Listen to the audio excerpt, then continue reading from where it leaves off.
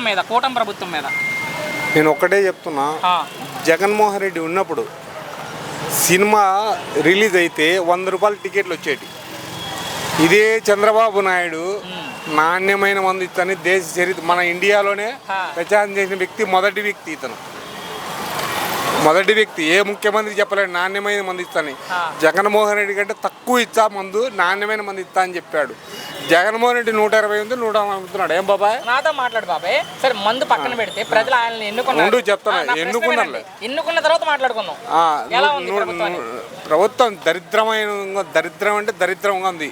అంత దరిద్రంగా మీకేమనిపించింది ప్రభుత్వం? చెప్తాను నేను, ఆ విషయం కూడా చెప్తాను. జగన్మోహన్ రెడ్డి ఇదే ఇంటింటికి రేషన్ ఇస్తే తప్పంట, పింఛన్ ఇంటికాడికి పోయి ఇచ్చేది కూడా తప్పంట.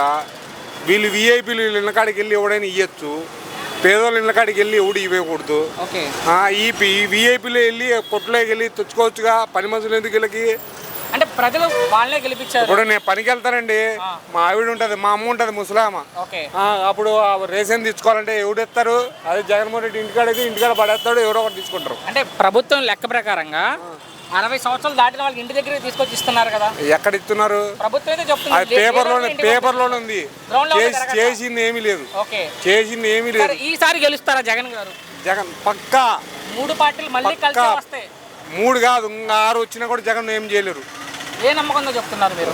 అది అంతే, ప్రతి ఇంట్లో ప్రతి కుటుంబంలో ఇదే చర్చ జగన్ గురించి. బయటపడుకోకుండా ఏమున్నా ఏమన్నా మాట్లాడితే వాళ్ళ మీద ఏదైనా మాట్లాడితే వ్యతిరేకంగా కేసులు పెట్టడము, దౌర్జన్యం చేయడము, ఇదే రెండో తప్ప ఏం లేదు.